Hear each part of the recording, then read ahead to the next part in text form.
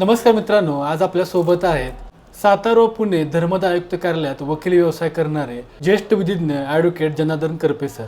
आज आपण त्यांच्याकडून चेंज रिपोर्टबद्दल माहिती जाणून घेणार आहोत. नमस्कार सर. नमस्कार. सगळ्यात आधी सर आम्हाला चेंज रिपोर्ट म्हणजे नेमकं काय हे सांगा.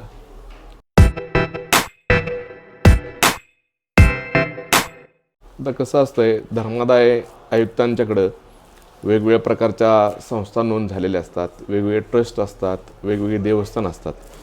त्या देवस्थानमध्ये, सामाजिक संस्थेमध्ये किंवा धर्मादाय संस्थेमध्ये जो काय बदल होतो त्याला आपण चेंज रिपोर्ट म्हणतो. मग सर असे कोणकोणते बदल आहेत ज्यांसाठी चेंज रिपोर्ट हा दाखल करावा लागतो?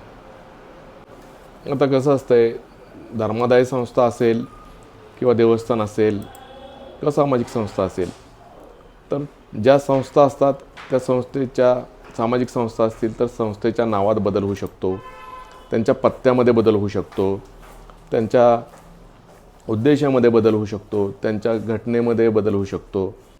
तसंच त्यामधील विश्वस्त असतील त्या विश्वस्तांमध्ये बदल होऊ शकतो, त्याच्यामध्ये पदाधिकारी असतील तर त्या पदाधिकाऱ्यांमध्ये बदल होऊ शकतो. समजा एखादा विश्वस्त मयत झाला तर त्या मयतांचा बदल अर्ज होऊ शकतो, किंवा एखाद्या संस्थेनं मिळकत विकत घेतली तर ती मिळकत विकत घेतल्याबद्दलचा बदल अर्ज होऊ शकतो. मिळकत विक्री केली तर त्या विक्री संदर्भातला बदल अर्ज होऊ शकतो. समजा एखाद्या जंगम वस्तू घेतल्या, समजा एखाद्या शाळेनं एखादी स्कूल बस केली किंवा घेतली विकत, किंवा फर्निचर विकत घेतलं त्याबद्दलचा बदल अर्ज होऊ शकतो. समजा एखाद्या संस्थेची घेतलेली बस विकली गेली तर ते विक्री केलेल्याचा कमी करण्याचा एक बदल अर्ज होऊ शकतो. अशा अनेक वेगवेगळ्या प्रकारचे बदल अर्ज बदलानुसार अस्तित्वात येतात आणि ते बदल अर्ज म्हणून ट्रीट होतात. मग सर कधी कधी एखाद्या NGOमध्ये किंवा संस्थेमध्ये ट्रस्टची चेंज होतात किंवा मयत होतात, मग अशा वेळी चेंज रिपोर्ट कसा करावा लागतो? आता एखाद्या संस्थेमध्ये ज्यावेळेला विश्वस्त बदल होतात किंवा मयत होतो, अशा संदर्भात जर आपल्याला बदल अर्ज दाखल करायचा झाला तर विश्वस्त बदल झाले असतील तर पहिल्यांदा जे विश्वस्त नवीन आले त्यांचं संमतीपत्र, त्यानंतर जे कमी केले विश्वस्त त्यांचे ना हरकत पत्र, जे नवीन घेणार आहोत त्यांचे ॲड्रेससाठी सर्वांचे आधार कार्ड, ज्या मीटिंगनुसार जे आलेले आहेत नवीन विश्वस्त, जी घेतलेली मीटिंग असते त्या मीटिंगची नोटीस, त्या मीटिंगचं प्रोसिडिंग, त्याच्यानंतर घटनेची प्रत आणि PTR इत्यादी गोष्टी त्या बदल अर्जासोबत लावणं गरजेचं आहे. मग सर बदल अर्ज असतात तो कोण दाखल करू शकतं आणि ते करणं का आवश्यक आहे? आता कसं असतंय, बदल अर्ज त्या संस्थेतील जे पदाधिकारी असतील किंवा जे त्यांना नेमणूक करून अधिकार दिलेले असतील असा कोणीही व्यक्ती बदल अर्ज दाखल करू शकतो. बदल अर्ज का दाखल करायचा, तर बदल अर्ज नवीन आलेल्या माणसांची नावं रेकॉर्डला आली पाहिजेत, जुन्या माणसांना रेकॉर्डवरनं कमी केलं पाहिजे. म्हणजे नवीन आलेल्या माणसांना जी जबाबदारी दिलेली असते ती जबाबदारी रेकॉर्डवर यावी, त्यासाठी बदल अर्ज करणं गरजेचं असतं. बदल अर्ज दाखल करण्यासाठी काय कालमर्यादा आहे का, की एवढ्या दिवसाच्या आत आपण बदल अर्ज दाखल केले पाहिजेत? हां, बदल अर्ज दाखल करण्याची कालमर्यादा ठरवून दिलेली आहे. बदल अर्ज ज्या दिवशी होतो त्या दिवसापासून पुढील 90 दिवसामध्ये बदल अर्ज दाखल करावा लागतो. समजा काही कारणामुळं, अपरिहार्य कारणामुळं समजा बदल अर्ज दाखल करायला वेळ झाला तर त्याला कायद्यामध्ये तरतूद आहे की बाबा त्याच्यासाठी विलंब माफी अर्ज करायचा, त्याला ॲफिडेविट जोडायचं विलंब माफीचं.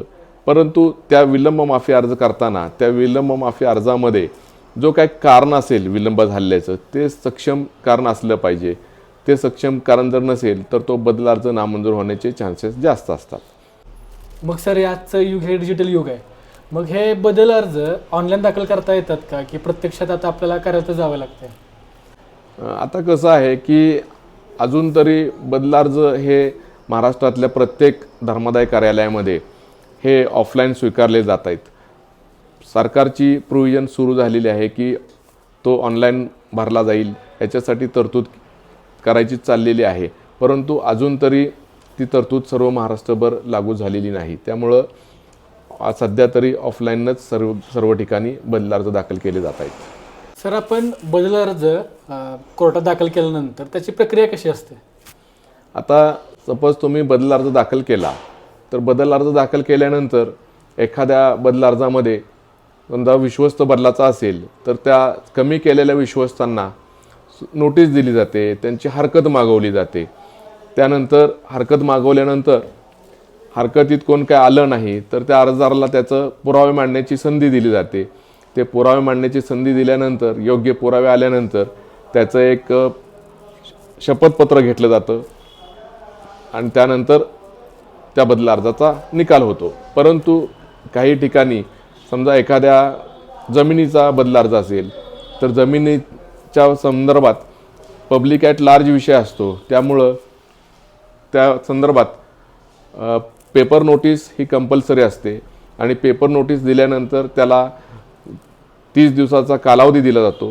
तो 30 दिवसाचा कालावधी संपल्यानंतर ती पेपर नोटीस कोर्टामध्ये दाखल करावी लागते त्या अर्जदाराला आणि त्याच्यानंतर इतर जे प्रॉपर्टीचे दस्त असतील जसं की इंडेक्स 2चा उतारा, त्याच्यानंतर खरेदीपत्राची सर्टिफाईड कॉपी, 7/12चा उतारा, अशा त्या प्रॉपर्टीच्या अनुषंगाने लागणारी कागदपत्र असतील ती कागदपत्र त्याच्याबरोबर देऊन शनी त्याचं एक ॲफिडेविट परत पुराव्यासंदर्भात द्यायला लागतं आणि त्याच्यानंतर सदरची मिळकत रेकॉर्डवर येते. अशा प्रकारे बदल अर्ज प्रोसेस चालते. पण सर, जर या संदर्भात धर्मदाय आयुक्त चेंज रिपोर्टबद्दल चौकशी करते का आणि ती कशी करते? धर्मादाय कार्यालयामध्ये ज्यावेळेला बदल अर्ज होतो त्यावेळेला प्रथमतः तो दाखल झाल्यानंतर त्याच्या खरेपणासाठी विरोधक कोण आहे का ते पहिल्यांदा पाहिलं जातं. विरोधक कोण नसेल तर दाखल केलेली कागदपत्रं जी आहेत ती व्हॅलिड आहे का ते बघितलं जातं. त्याच्या संदर्भात जे काही मीटिंगच्या नोटीस असतील, जे काही इतरवृत्त लिहिलं असेल, सभासद यादी दिली असेल, ह्या गोष्टी व्हॅलिड आहेत का हे तपासणी केली जाते. ती तपासून झाल्यानंतर ती खरी आहेत याच्याबद्दल त्या अर्जदाराचं शपथपत्र घेतलं जातं. त्यानंतर त्याची खरेपणा पटल्यानंतर तो झालेला बदल मंजूर केला जातो. मग साधारण सर हा बदल अर्ज मंजूर होण्यासाठी किंवा या संपूर्ण प्रक्रियेसाठी किती वेळ लागतो? साधारणतः बदल अर्ज दाखल केल्यानंतर जेवढ्या लवकर अर्जदार त्या बदल अर्जासंदर्भातली कागदपत्र देईल किंवा योग्य तो पुरावा वेळेत दिला तर तो बदल अर्ज जेवढ्या लवकर पुरावा देईल तेवढ्या लवकर संपतो. परंतु असं बऱ्याच वेळेला होतं की समजा विरोधक कोणतरी आले की त्याच्यामध्ये विरोधकाचा सुद्धा पुरावा घेणं गरजेचं असतं, त्याचंही म्हणणं ऐकून घेण्याची गरज असते. त्यामुळं बदल अर्ज हा मंजूर होण्यासाठी अनेक दिवस अनेक वर्षे बी लागू शकतात. पण सर, कधी कधी काही संस्था असतात त्या चेंज रिपोर्ट ह्या वेळेत दाखल करत नाहीत. अशा वेळी त्या संस्थेवर काय कायदेशीर परिणाम होतात?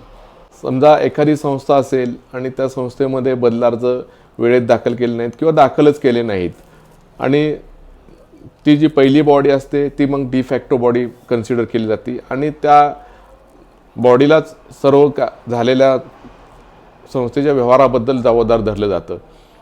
परंतु त्याला लिगल व्हॅलिडिटी जोपर्यंत त्यांचा चेंज रिपोर्ट मंजूर होत नाही किंवा त्यांचा घटनेप्रमाणे त्यांची नियमावलीनुसार निवड होत नाही तोपर्यंत त्याला व्हॅलिडिटी येत नाही. तर सर, जेव्हा आपण चेंज रिपोर्ट कार्यालयात दाखल करतो त्यानंतर तो पेंडिंग असतो. अशा वेळी जेव्हा ती जी सद्यस्थितीत असणारी बॉडी त्यांना काम करताना काही प्रॉब्लेम्स येतात का किंवा कायदेशीर अडचणीचा सामना त्यांना करावा लागतो का? एखादा बदल अर्ज मेहरबान कोर्टासमोर प्रलंबित आहे, अशा परिस्थितीमध्ये जी कार्यकारिणी काम करत आहे त्या कार्यकारिणीला काम करायचा पुरेपूर राईट आहे. फक्त कोर्टाने ती बॉडी मंजूर केली नाही किंवा तो बदल अर्ज मंजूर केला नाही म्हणून त्यांना 100% अधिकार नाहीत असं होत नाही. तर ज्या दिवशी कार्यकारिणीने अस्तित्वात आली किंवा त्यांची निवड झाली तेव्हापासून त्यांना कायदेशीर अधिकार येतो. सर, अनेकदा होतं की काही संस्थेमध्ये अनेक लोकांचं एकमेकांशी पटत नाही. मग जर त्या 2 सदस्यांनी एकाच संस्थेचे 2 अर्ज दाखल केले तर अशा वेळी धर्मदाय आयुक्त कार्यालय काय निर्णय घेते? कसं आहे की अनेक संस्थेमध्ये असं असतंय की वाद हे प्रत्येक संस्थेमध्ये असतातच.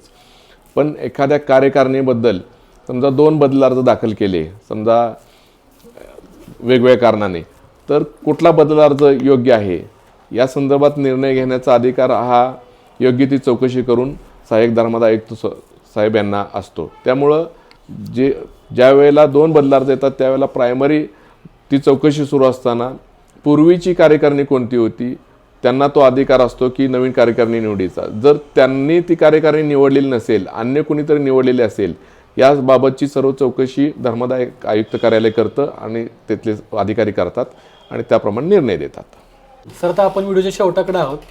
तर जे संस्था चालक आहेत किंवा जे ट्रस्ट चालवतात यांच्यासाठी आपला सल्ला काय असेल? आता आपल्याकडं अनेक संस्था किंवा शैक्षणिक संस्था, धर्मादाय संस्था, त्यांचे संस्था चालक असतात. ते बऱ्याच वेळेला काय करतात, बरेच बदल होत असतात संस्थेमध्ये, परंतु त्याचं कोणत्याही प्रकारचं रेकॉर्ड ते मेंटेन करत नाहीत. वास्तविक प्रत्येक संस्था चालकानं त्या संस्थेमध्ये होणारे बदल असतात ते बदल रेकॉर्डवर आणले पाहिजेत. त्याचं रेकॉर्ड बनवलं पाहिजे. ते संस्थेकडे बी वेळोवेळी मेंटेन केलं पाहिजे. मग ते जमा खर्चाचा असू द्या, आर्थिक व्यवहारांचा असू द्या, किंवा त्यांनी कुठल्या एक विकत घेतलेल्या वस्तूंचा असू द्या, जमिनीचा असू द्या, कुठलंही रेकॉर्ड तयार झालं तर त्याचं कुठलीही गोष्ट बदल झाली किंवा विकत घेण्याचे स्वरूप झालं तर त्याचं रेकॉर्ड मेंटेन करणं प्रत्येक संस्थाचालकाची जबाबदारी असते.